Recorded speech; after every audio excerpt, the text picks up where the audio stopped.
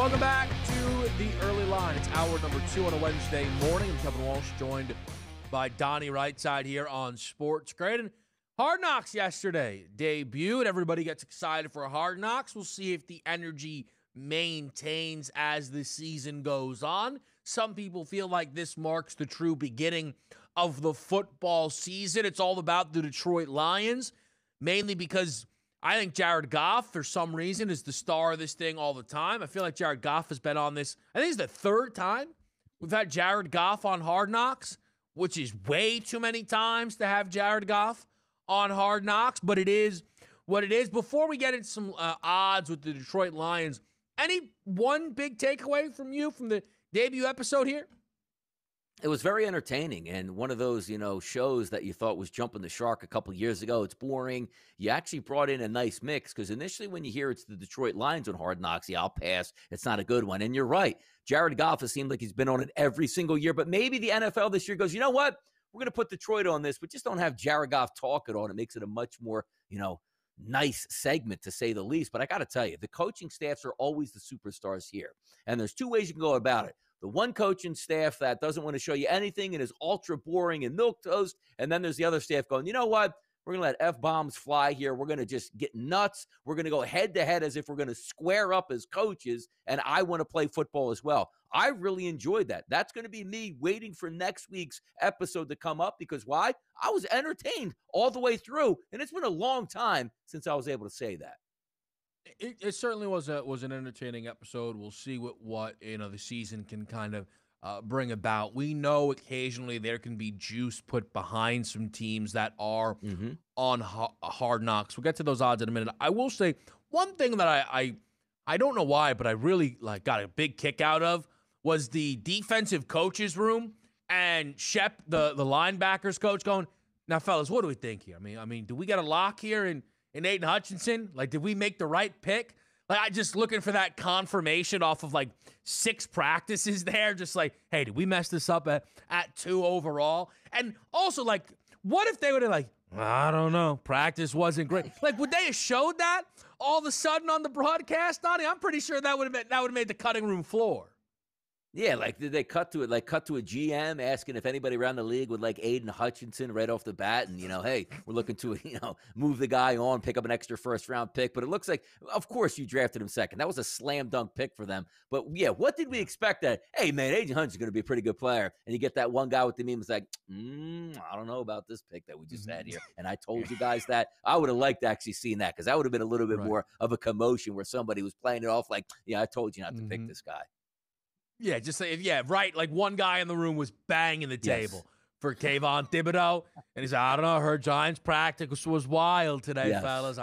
It is what it is, though. That's your guy. I'll work with him, see what I can get out of him. A lot of season left, I hope. But look, here's some of these Detroit Lions odds. This team is plus 950 to win the NFC North.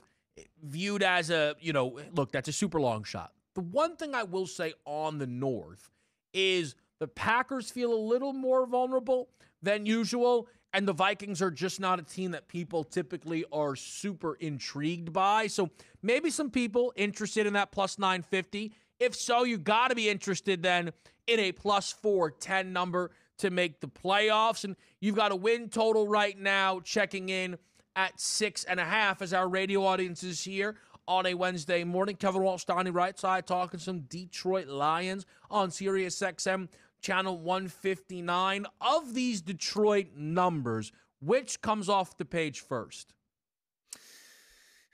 I mean, it's a really bad football team, Kevin, in a 17-game season where you can't pick up 7 wins. So if I'm looking, and you're right, this might be a little bit of a down year here for the Green Bay Packers in that division, but still the Packers' average game should be enough to beat the Detroit Lions twice this year. Now, they might be able to stomp out the Bears a few times where usually that might be a battle. The Vikings are going to be pretty good. But just looking at this season win total at 6.5, I think the Detroit Lions are headed in the right direction. They played for their coach last year. Seems like they're buying in again this year. And I don't want to say they're going to be a surprise team where they win 10 games. But if I'm looking at all of that, make the playoffs, that's going to be tough. Winning the division, I don't think that's in the cards. So obviously the win total is going to come up for me at 6.5, where I do think they're going to hover around that number. If they get decent quarterback play, you should be okay in this. 7 wins isn't too far-fetched for me to go ahead and press that button and say, I'll take the Lions on the over, because I certainly don't want to take them to make the playoffs or win the division.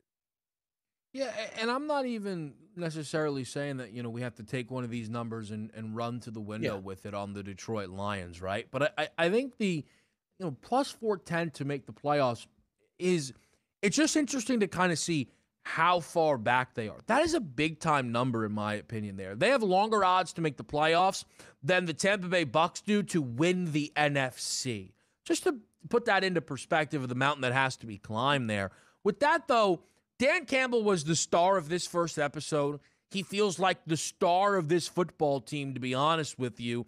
And his odds to win Coach of the Year feel relevant because they're high up the board. 16-1 on Dan Campbell in that market.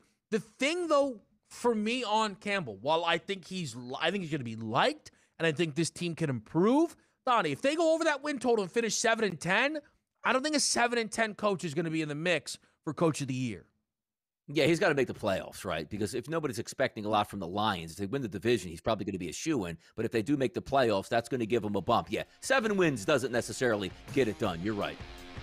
Head-to-head wide receivers next.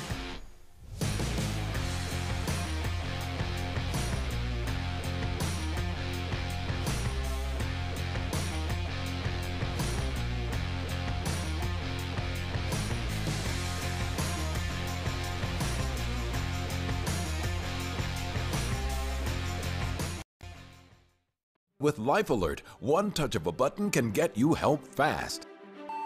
I've fallen and I can't get up. Don't worry, help is on the way.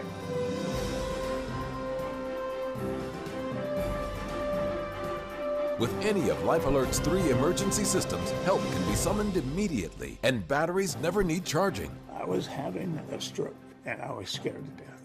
If it weren't for Life Alert, I wouldn't be sitting here today. Life Alert is a lifesaver. My husband is alive because of Life Alert. Life Alert is the lifesaver to keep me out of assisted living. Life Alert saves a life every 11 minutes.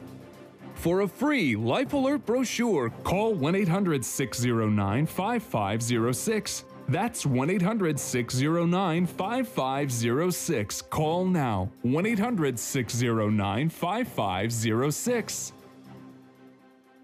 If you or a loved one has mesothelioma or been diagnosed with another asbestos-related cancer, call now.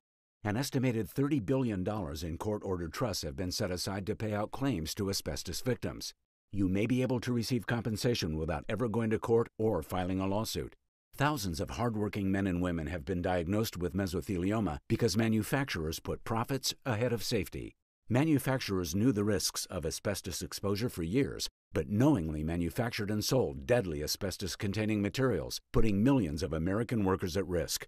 These manufacturers have tried to avoid compensating their victims, but the courts have ordered them to set aside an estimated $30 billion in trust money for the victims of asbestos. Call now to see if you're entitled to a portion of the $30 billion. You could receive compensation without filing a lawsuit or going to court. For your free legal consultation, call 800-268-1371. That's 800-268-1371. I'm a non-attorney spokesperson. Hi, folks. Medicare Part C plans with extra benefits like getting money added back to your Social Security check may now be available to you in your zip code. Make sure you're not missing out. It's simple. 1, call the number on your screen. 2, they'll look up your zip code and see if you're eligible. 3, they'll check for plans with extra benefits like prescriptions, dental coverage, and the benefit that adds money back to your Social Security check every single month. Call now. I called to get everything I deserve. I called to check my zip code for a plan with a benefit that adds money back to my Social Security check. I called to check my zip code. Millions of people have called the Medicare Coverage Helpline. Call, check your zip code, see if you're eligible, and get what you deserve. Call now. Call 1-800-810-7576. That's 1-800-810-7576 now.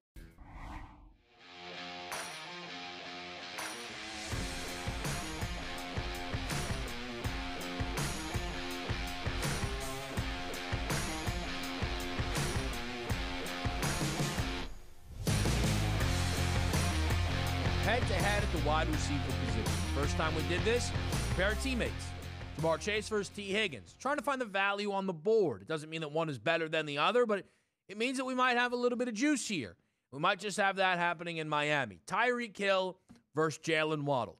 Comparable numbers, though they shade towards Tyreek Hill, which is understandable because Tyreek is viewed as one of the 5 best wide receivers in the NFL. Over-under for Tyreek, 7.5 receiving touchdowns, over 1,000 receiving yards at 10.25.5.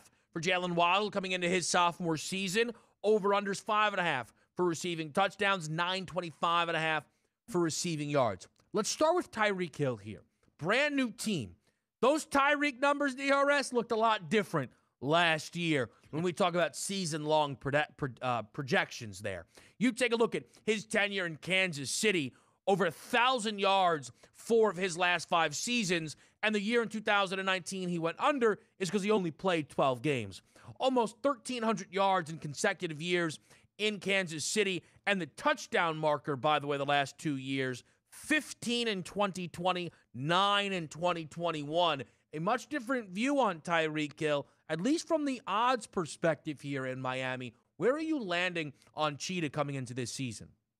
I'm still pretty high on Cheetah, no doubt about it. Got his money, which he wanted to, and I think he went to an organization that's going to be able to use him. But let's also be frank about this. He's going from an organization with Andy Reid dialing up great play call after great play call, a very good offensive line, a ridiculously talented quarterback with endless arm strength and weapons around him like a Travis Kelce at tight end to sort of take some of the coverage away. Now you're headed down to Miami. You're playing with Tua Tagovailoa, and even though you show up in camp and you say, boy, man, I've never seen a quarterback like this before. He's the best I've ever played with. Hey, Tyreek Hill, as the media says, what do you think about Patrick Mahomes? Yeah, but once I got here to Miami, saw what Tua can do, it's night and day. I mean, I understand you want to pump up your quarterback, and nobody believes what he's saying, but it is interesting to see where you're right. Outside of playing 15 games in a season, it's been all 1,000-plus yards, and every time he's on the field, it's a legitimate home run threat. How does he transition to Miami? We'll see how it plays out, but it is interesting to see the 1025 as a number and not something like 1250 or 1,300 yards that you probably would be accustomed to seeing before the season started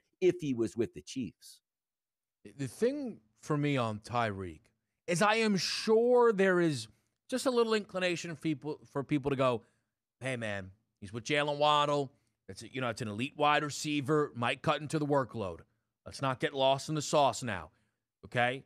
He played with Travis Kelce in Kansas City. When you talk about workload, Travis Kelce's was not that of a typical tight end. 134 targets last year for Travis Kelce. Jalen Waddle last year took at 140 targets. Tyreek Hill, $159 overall. And again, you're getting adjustments on Tyreek. He was a 1,200-yard-plus wide receiver in Kansas City. Pat Mahomes is significantly better than Tua Tagovailoa. I don't care how high anybody out there is on Tua. But Tyreek is, as you talk about, this is a guy that we look at that can average 15 yards a catch. He's not even going to need as many targets and catches as a normal wide receiver because of how explosive he is. And I think there's a lot to prove from Tyreek's side. I think there's a lot to prove certainly from Tua's side. And I trust Mike McDaniel. Andy Reid level? No. But we know that Mike McDaniel understands the importance of getting the ball to your best player. And they believe that's Tyreek. They paid Tyreek like he is their best player. Touchdowns can come and go. I am not as, running to the window, I guess, if you will, on that number. Tua last year threw 16 touchdown passes in 13 games. That number certainly should go up this season with who he is surrounded by. But I don't necessarily need 7.5 touchdowns for Tyreek Hill. The yardage, though, is where I'm interested. But you've got lesser numbers on Jalen Waddle. So maybe these are more enticing to you. 5.5 receiving touchdowns, 925.5 receiving yards. In his rookie season was a 1,000-yard wide receiver with 6 touchdown catches. Where are you on Jalen Waddle coming into his sophomore season? I'm really high, and if we try to take a look at those side-by-sides here with Hill and Waddle, it is tough to compete with a Tyreek Hill because you know how explosive he is. But again, you have to say he's coming over to a new team. I'm high on Jalen Waddle. Take a look at last year, Kevin, or should I say 2021, that draft, including the first 10 picks here. Jamar Chase, Jalen Waddle, and then you had the Philadelphia Eagles with Devonta Smith. I mean, that's a pretty good top 10 that was producing right away in the NFL. And also, let's keep our mind up here when we take a look at Waddle. That explosive speed, we're now starting to see it. Banged up and walking with a little bit of a quote-unquote gait, as they like to say, with the leg injuries that he had at Alabama. Now he's going to come into himself, second year in the league. This is when typically wide receivers and NFL players really mature. Hey, went around the block one time in the NFL, didn't get great quarterback play last year, a coaching staff that got blown out. It's a new staff coming in this year, so you have to have a learning curve on the new offense. But I'm high on this guy. If you tell me right now, we're lining up Hill and Waddle, 1025 here for Tyreek Hill, and then take a look at Waddle at 925. I think they both get to 1,000 yards. But you know what I'm even more comfortable with? I would not be surprised, Kevin, through, let's just say, 5 weeks of the season in a new scheme here, that Jalen Waddle is the leading pass catcher, for at least pass catcher and also yardage receiver here for the Miami Dolphins. I would not be shocked by that. I am extremely high on the Miami Dolphins coming into this season because of what they can be. Not determined if they're going to be able to compete for a division with the Buffalo Bills, make it to the playoffs in the maturation process of Tua Tagovailoa. But the one thing I'm not worried about is Jalen Waddle's production. He's going over 1,000 yards this year. Now, how about that? Now, the thing for me is, and I like Jalen Waddle, but I do think Tyreek Hill is another animal, and I think that Tyreek's going to command a lot more respect than anybody that last year did. Your Mike Gesicki of the world, right, for Miami. I think Tyreek's that top dog. It gives me a touch of hesitation on a Jalen Waddle. But we keep mentioning Tua, and if we talk about Tua through the prism of how does he compare to Mahomes, we're doing him a disservice. How do you feel about the idea that we're comfortably saying Tua Tagovailoa is going to have a pair of 1,000-yard wide receivers on his hands here? Year number 3 for Tua. 10 games in his rookie season, 13 games played in his sophomore season. The expectation is that Tua's going to have a big year. He's got an over-under of 24.5 passing touchdowns. I'm really interested to see where his passing yards number check in. But this is a guy that has gone under 7 yards per pass each of his first 2 seasons. Do you think you need to be, to some degree, high on Tua to be high on both of these wide receivers? Yeah, we're taking a leap of faith, right? Because even if we take a look at the rookie year in 2020, what do we have? 11 touchdowns, 5 interceptions, only played 10 games. Year number 2, 2021, 13 games here, Kevin. 16 touchdowns and 10 interceptions. So if you're trying to say, okay, if he plays 17 games, does that equate to 22 or 23 touchdowns? Maybe so, but we're also looking at if you have Tyreek Hill and also Jalen Waddle operating healthy and also the entire season for 17 games, there would be no surprise if Tua Tagovailoa approaches 30 touchdown passes, because let's remember, we're not getting Matt Eberflus here as a head coach here with the Chicago Bears saying, hey, we'll handle Justin Fields and we'll make sure he takes the next step. You're getting Mike McDaniel, which is one of those guys that is so well thought of in the NFL as an offensive guru and the next upcoming greatest thing since sliced bread. I'm expecting big things out of Tua. If I'm going to get a season for the Dolphins where they miss the playoffs and Tua throws 19 touchdown passes, including with all the weapons he has and McDaniel's his head coach, something's wrong and you got to move on. So the only thing I can do is say to myself, the maturation process, which you hear me talk about a lot from a quarterback year to year to year, he's in a great spot this year. He should have all the confidence in the world, not looking over his shoulder, a coach that's going to be confident that his quarterback can do damage. And also, Kevin, the weapons around him. What if we told you Justin Fields had Tyreek Hill and Jalen Waddle wide receiver? The outlook for Fields would be astronomical, but he doesn't have them. Tua has them. He should be good this year. It's a really good point by you. To be honest, leaving kind of the head-to-head here, I prefer Tyreek over Waddle. I now kind of, we take our notes as we do these. I really want to see what this Tua season-long passing yardage number is. If we're 4,000 yards or Tua can throw for 4,000 yards with these wide receivers, with that head coach, very, very interesting season coming up in Miami. We go back to Major League Baseball, a full board to break down on a Wednesday. You're in the right spot. It's the early line.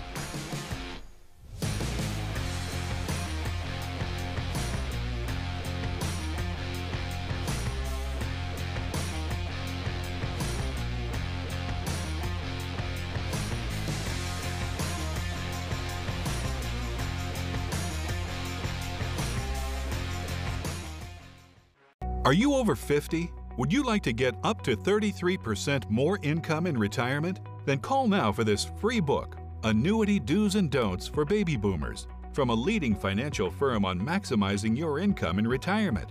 That's right, free.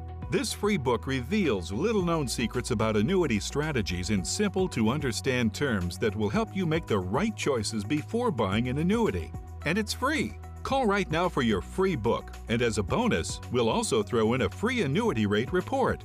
We researched over 1,200 annuities and summarized the rates and benefits of annuities from financially strong insurers.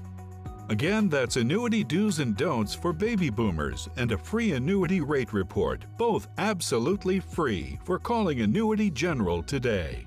Supplies are limited. Call now. Call 800-830-7360. That's 800-830-7360. Here's an important message from the Diabetes Solutions Center. Diabetics understand all too well the pain of pricking your fingers. But now, by wearing a small remote device called a continuous glucose monitor, or CGM, you can immediately reduce your pain. It's easy to use and helps you make more accurate diabetes treatment. Are you over the age of 50 and considering buying an annuity in the next 60 days? I have some important news for you. Don't buy an annuity until you understand the pros and cons of annuities. Call now for this free book on maximizing your income in retirement. Annuity Do's and Don'ts for Baby Boomers, from leading financial firm J.D. Mellberg. That's right, free. This book reveals little-known truths about annuities in simple-to-understand terms. Grab a pen right now, because we're about to offer you this free book that unlocks the 5 little-known truths we believe baby boomers and seniors should know before buying an annuity, and it's free. Call 800-273-2815. As a bonus, we'll also throw in a free annuity rate report. We researched numerous products and summarized rates and benefits of annuities, all from Silac Insurance Company. Call 800-273-2815. That's 800-273-2815. Call now.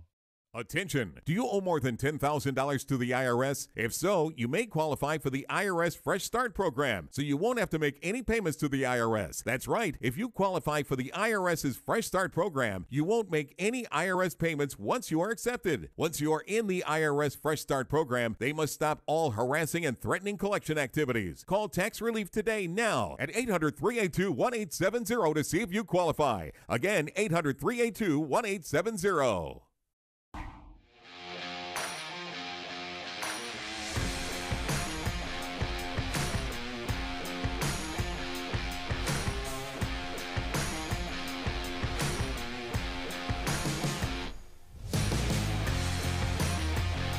So we're back here. We're going to get a little bit of breaking college football news and go with the flow.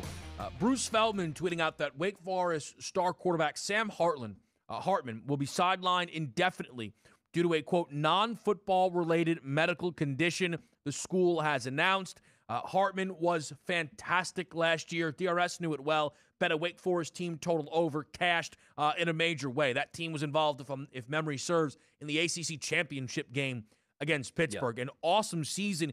Here's the thing. They have a win total right now in the FanDuel Sportsbook at 8.5.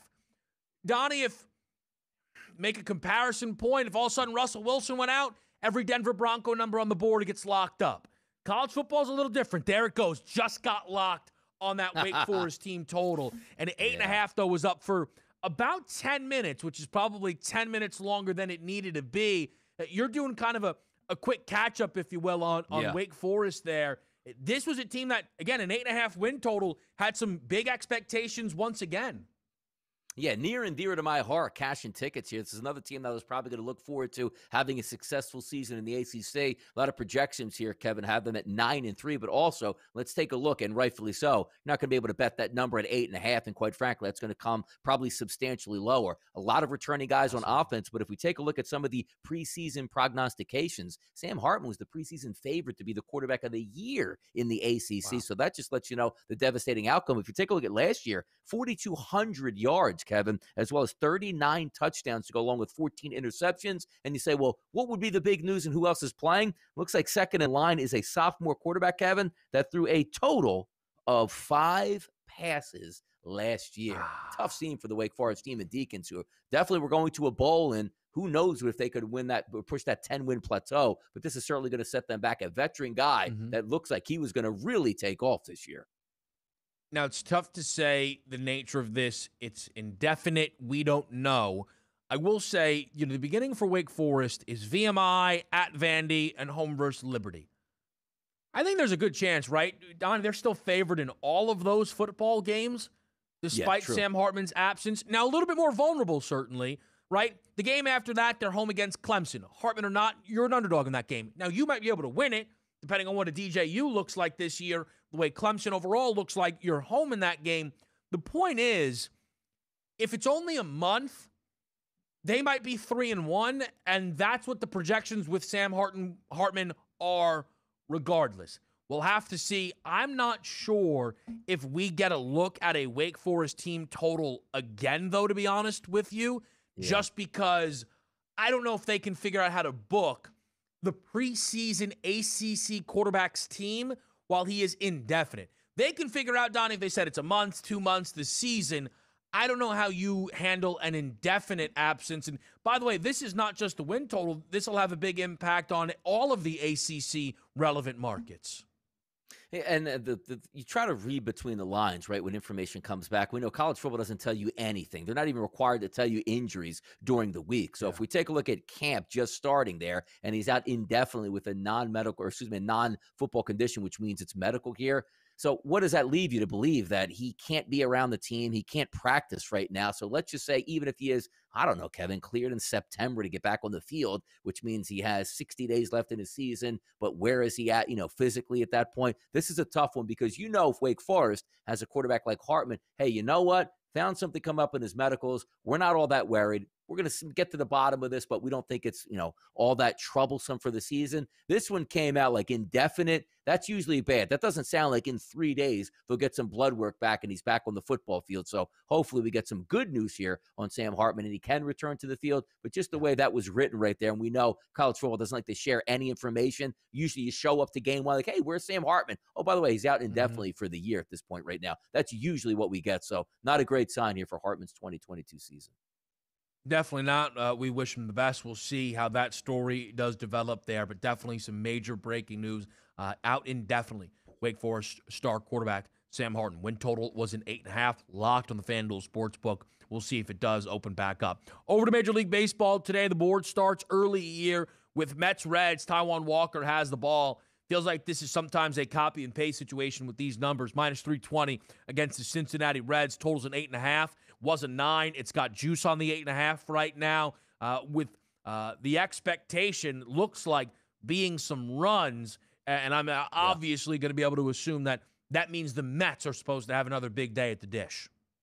Yeah, Suich, whatever you want to pronounce it. Not a great pitcher getting brought up back up here for the Cincinnati Reds. They should get they should be teeing off, being the New York Mets. They're hot. They want to keep their lead over the Atlanta Braves. You're at home today. You're only going to get 8 at-bats, which is really what you're capping the Mets on most of the time these days at home because, quite frankly, they never see the bottom of the ninth. That is just a team that is running hot right now. But also, if you take a look at Cincinnati, not a great lineup for them overall, but Taijuan Walker over the past 30 days here, Kevin, an xFIP approaching 6. How about this? 31 batters he's faced from the left-hand side, a .439 weighted on base percentage. Righties at .364. I think we do get runs, and the catalyst is going to be the New York Mets. But also, you look at the Cincinnati Reds, they should be able to chip in for a few runs here and help that. But I do like the Mets team total a little bit more than the overall total in the game.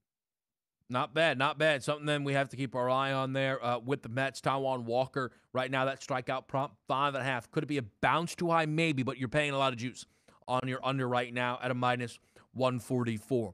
Board continues here, and we're taking a look at Yankees Mariners.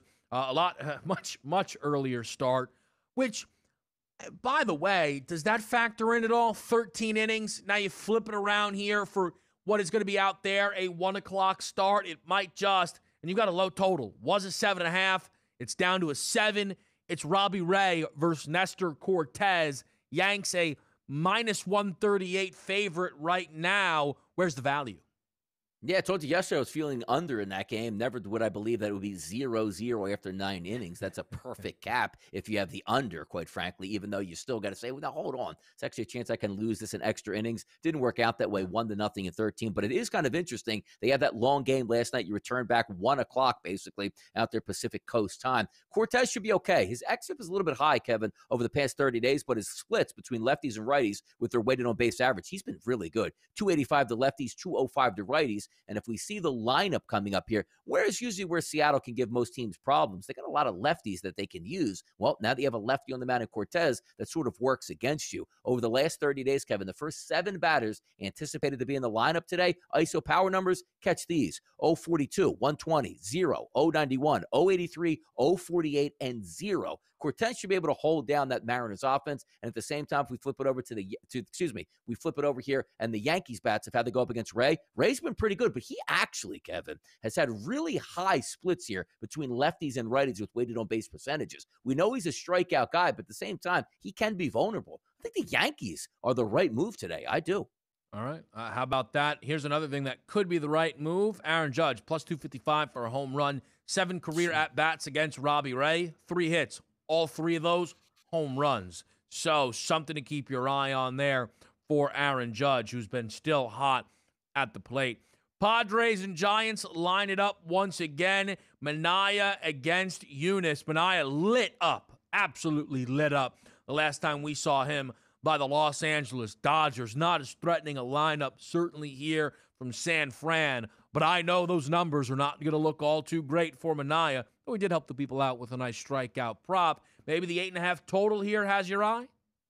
Yeah, it does. And actually, it does play into an over here at this point for that 8.5. Manaea over the last 30 days hasn't been good. His xFIP isn't terrible, but when you take a look at those lefty-righty splits, lefty's supposed to get lefties out. He's not doing that. 28 batters over the past month here, a 397 weighted on base percentage and an ISO power number of 300. If we take a look at right-handed batters, a 386 weighted on base percentage and an ISO of 268. And the way you line up these lineups together here for the Giants, they've actually been hitting left-handed pitching very well over the past 30 days. If we take a look at Jacob Junis here, look at this, a 5, xFIP number, extremely high. Now, here's the interesting part, though.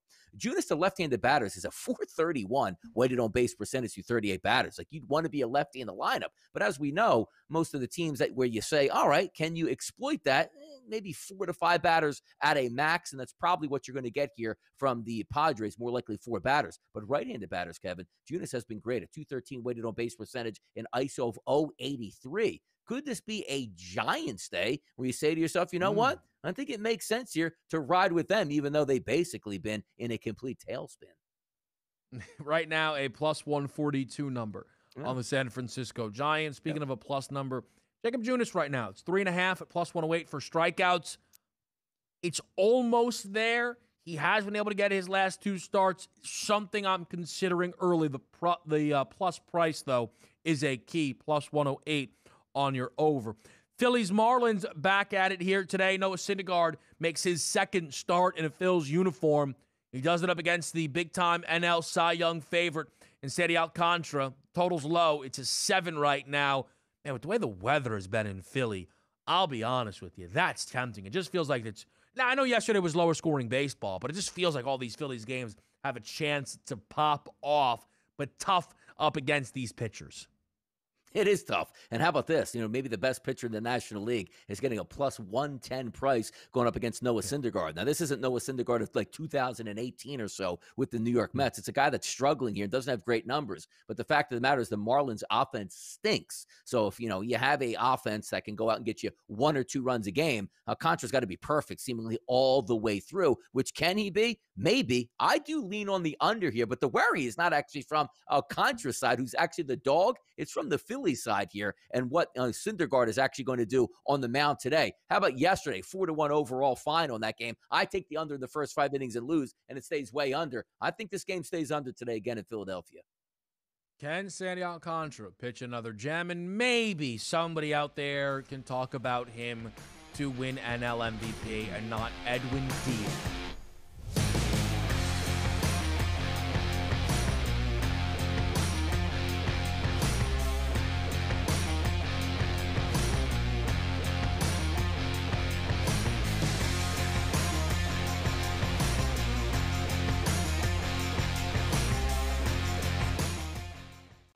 If you or a loved one has mesothelioma or any other asbestos-related cancer, call now. Asbestos manufacturers sold deadly asbestos materials to thousands of companies, putting workers at risk. An estimated $30 billion in court-ordered trusts have been set aside to pay out claims to asbestos victims. You may be entitled to a portion of these funds and receive compensation without filing a lawsuit or ever going to court. For your free legal consultation, call 800-268-1371. That's 800-268-1371. I'm a non-attorney spokesperson. Funerals can be emotionally devastating for a family to go through. Besides the sorrow, loved ones are left with the high cost of arranging a funeral. Funeral Advantage was formed to help protect your family when they need it most. It pays your loved ones up to $20,000 immediately for funeral and any other expenses. It's a good feeling to know that my family will be taken care of if anything happens to me. Funerals can easily cost $9,000 or more, but government benefits pay only $255, leaving your loved ones to pay the rest. It's so easy. Just answer a few simple health questions.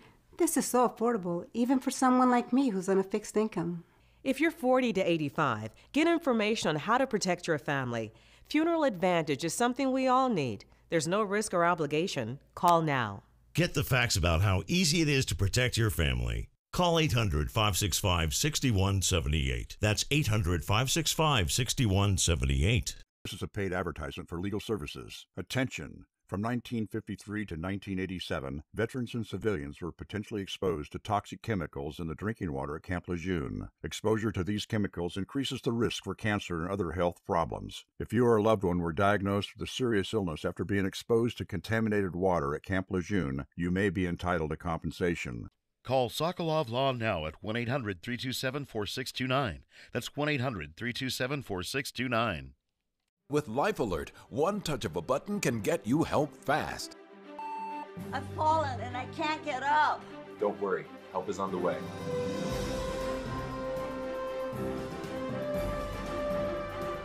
With any of Life Alert's 3 emergency systems, help can be summoned immediately, and batteries never need charging. I was having a stroke, and I was scared to death.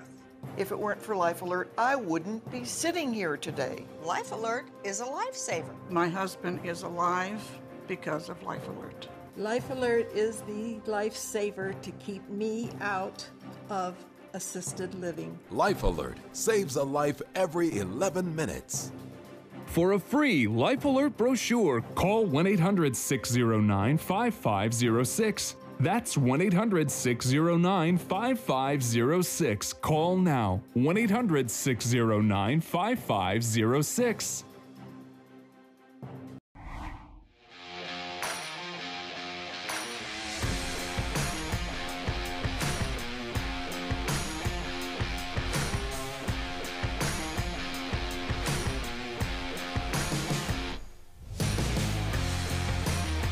The early line is live on a Wednesday morning, continuing our preview of today's Major League Baseball board. A lot of day baseball, a lot of baseball throughout. Another big game, though, tonight will be happening in Baltimore as the O's square off against the Jays, and the total checks in at 8.5. Toronto is a favorite, as you would anticipate here. Barrios has the ball. I can't tell you Toronto needs it, but boy, would they like to have it. Going up against Kramer, which direction are you leaning?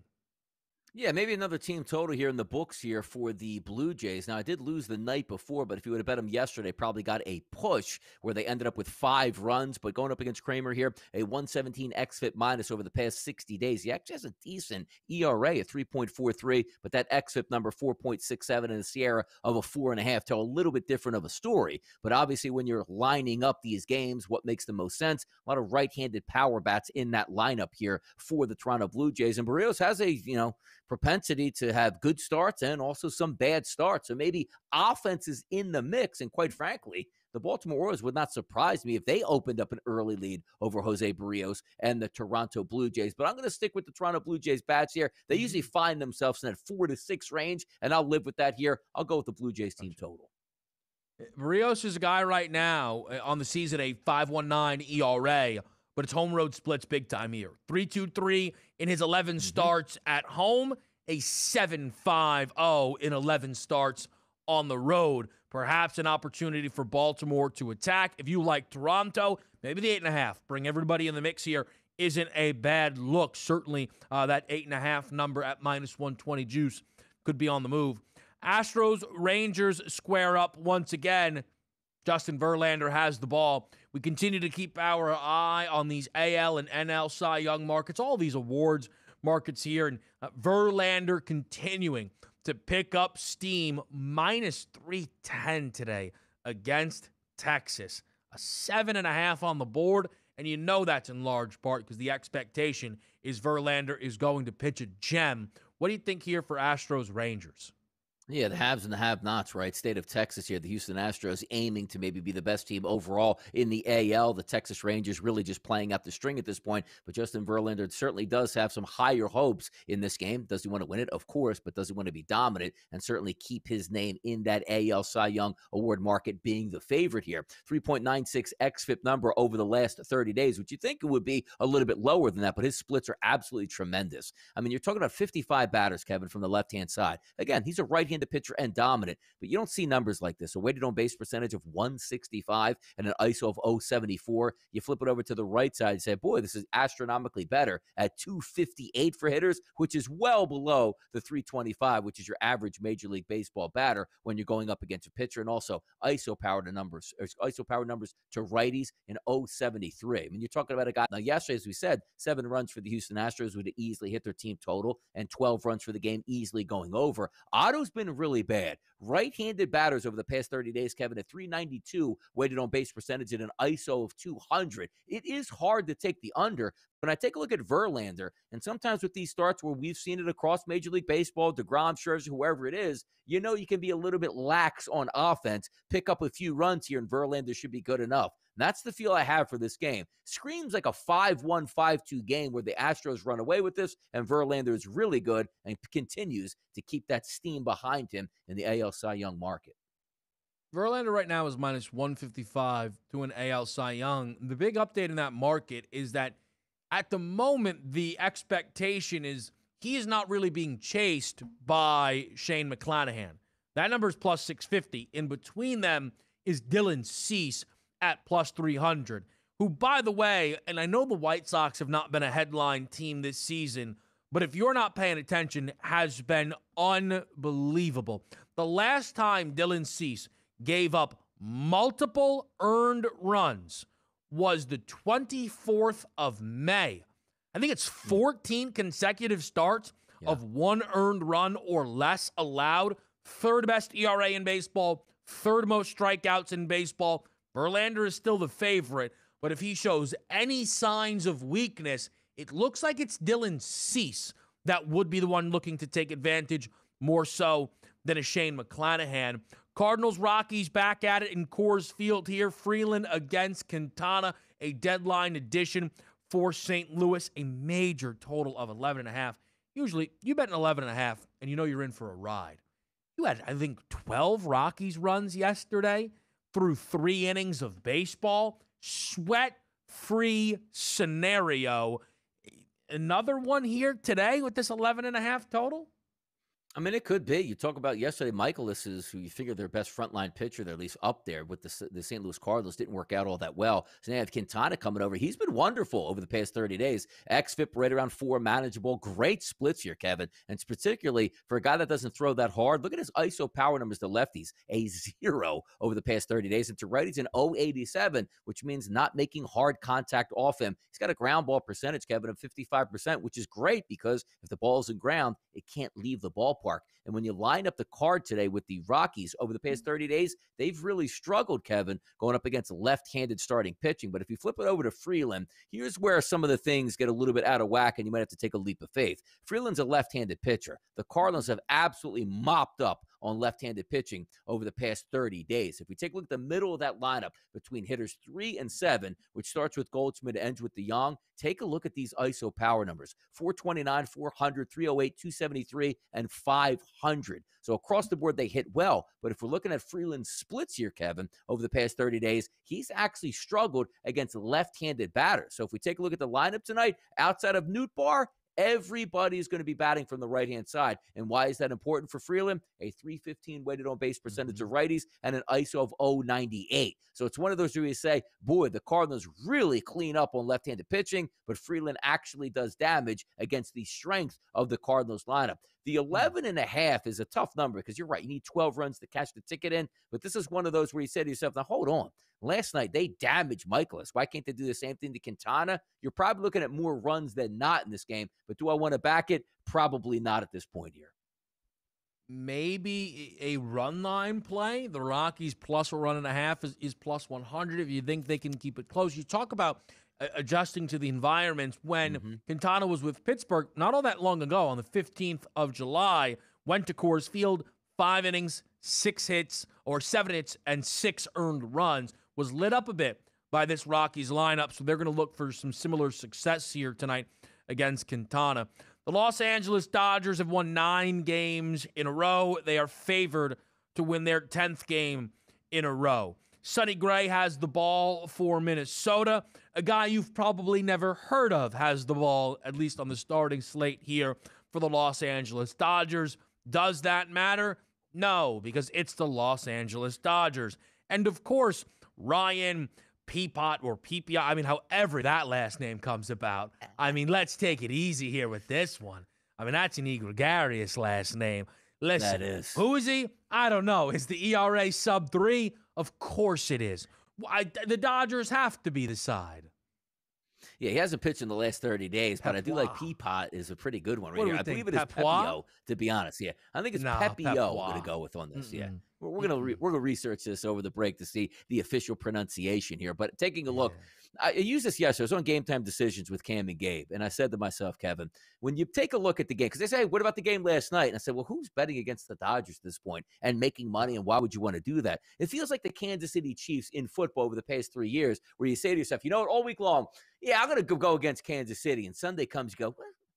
Going against the Kansas City Chiefs? Am I crazy? And then you still press the button, and at the end of the game, Chiefs 35, your team 21. What was I thinking here? That's the feeling that you get for the Dodgers, because you bring up the fact that a guy's going to return to the mound today that hasn't pitched at least over the last month of Major League Baseball, and you say, yeah, it makes sense that he's going to pitch well and the Dodgers are going to hit. That's how talented they are. There's no real handicap in this game, as opposed to going, are you nuts for taking the Twins? That's the handicap.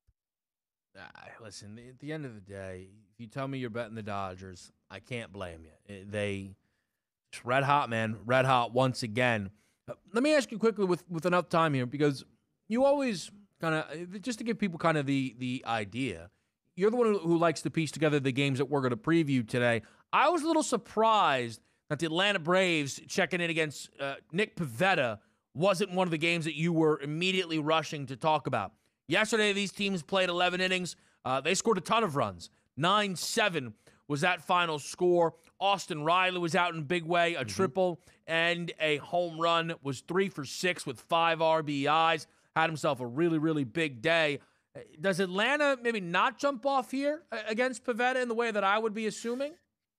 I mean, you've 71 degrees in Boston today, so a little bit of a change there in the, structure of, hey, 85 degrees, muggy, wind blowing out. That's not going to be the case. But usually when I structure the card, I like to give people like pointers and thoughts where I think you might be able to get an edge in a game. And even though it is Nick Pivetta with his terrible xFIP numbers and he gets raked by left-handed batters, when you line up the overall statistics here, the 9 guys anticipated in the lineup tonight for the Braves against right-handed pitching over the last 30 days, Olsen has been very good at 329 ISO power number. Riley has been very good, 320. Contreras has been good at 286. Everybody else, just a little bit of a blah here. So it's one of those where you figure would be great. Now, having said that, take a look at this. I know you're a K-prop guy, and who knows what Pivetta is going to be able to do. Not a huge strikeout guy last 30 days, about 20% of the batters he struck out. But I'm looking at this Braves lineup, Kevin. 9 batters tonight. K percentage versus right-handed pitchers over the last 30 days, astronomical. Acuna, 25%. Swanson, 28%. Olsen, 35%. Riley, 27%. Rosario, 34%.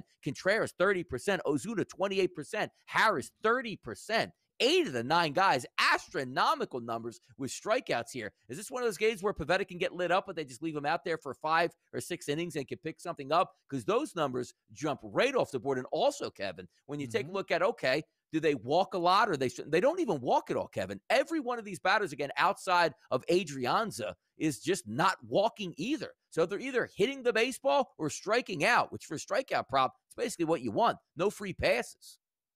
Look, here's the thing right now. Here are the 6 teams that strike out the most in Major League Baseball as a team. The Angels, the Braves, the Pirates, the Reds, the Rays, and the Cubs. Now, the Rays certainly are supposed to be a somewhat legitimate team, but we don't speak about them anywhere nearly as highly as we speak of the Atlanta Braves. And the rest of those teams are all terrible. And for additional perspective, there's only 3 teams that strike out as a group more than 9 times per game. And that's the Pirates, the Braves, and the Angels. And the thing is, the Braves have been this bad all year long as it pertains to being strikeout vulnerable. There is something about this Atlanta team where they feel a little, it doesn't feel very authentic, their 65-46 record. Remember what happened? They've won 13 games in a row. They just were playing the Nationals, it felt like, every single game. And that's what you have to do. You have to be able to beat bad teams, no doubt about it. But the Braves just don't, again, I talk about how scary the Mets are, right? Ask the Atlanta Braves and Spencer Strider, who's like, oh, we'll see what happens in October. Brother, you know nothing about October. You don't have a World Series ring. Why don't you take it easy there and worry about what's going on in July, August, and September? Listen up as Donnie Rightside closes out another fantastic edition of the Early Run.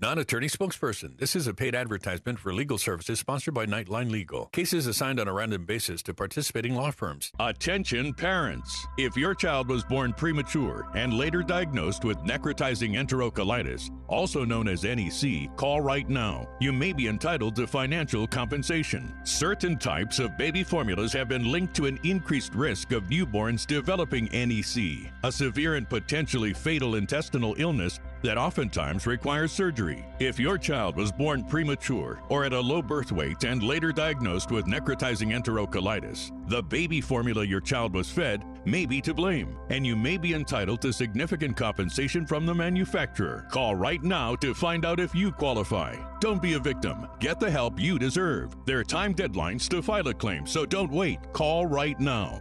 Call 1-800-958-5083. That's 1-800-958-5083. Here's an important message from the Diabetes Solution Center. Diabetics understand all too well the pain of pricking your fingers. But now, by wearing a small remote device called a continuous glucose monitor, or CGM, you can immediately reduce your pain. It's easy to use and helps you make more accurate diabetes treatment decisions. If you are testing your blood sugar 4 or more times daily, injecting insulin 3 or more times daily, or using an insulin pump, call the Diabetes Solution Center right now. Hi, folks. Medicare Part C plans with extra benefits like getting money added back to your Social Security check may now be available to you in your zip code. Make sure you're not missing out.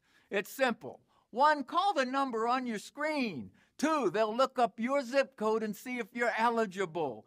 3, they'll check for plans with extra benefits like prescriptions, dental coverage, and the benefit that adds money back to your Social Security check every single month.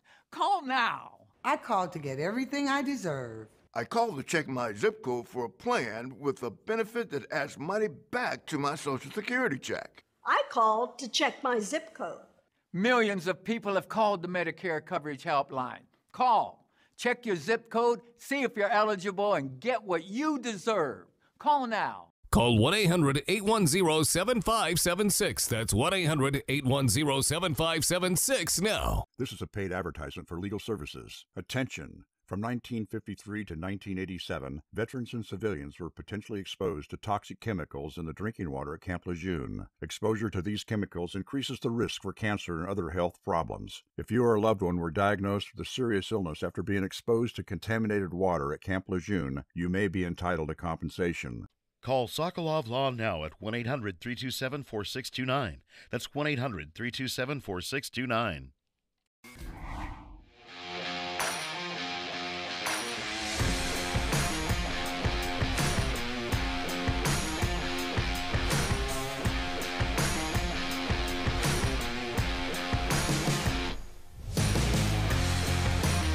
All right, last segment of the day right here for a Wednesday on the early line. Sirius XM channel 159 right here on the Sports Grid Network. Down the right side, Kevin Walsh carrying you through 7 to 9 a.m., bringing that heat before we hand it over to the morning after and Ben Stevens for the rest of your Sports Grid programming day. Now, a lot of hot topics came up today. No NBA talk on the show, but that was fine. Hard Knocks took a look at that, and also some breaking news as usual. Wake Forest star quarterback Sam Hartman out indefinitely here for the 2022 season. We'll see how that makes a mark there on their total, which was listed at 9, now taken off the board at the FanDuel Sportsbook. But a lot of stuff to go over, but it's NFL. Tomorrow night, preseason kicks off in a major way, and off we go into the NFL season. And we got to talk about Sean McVay and the Rams. Listen up.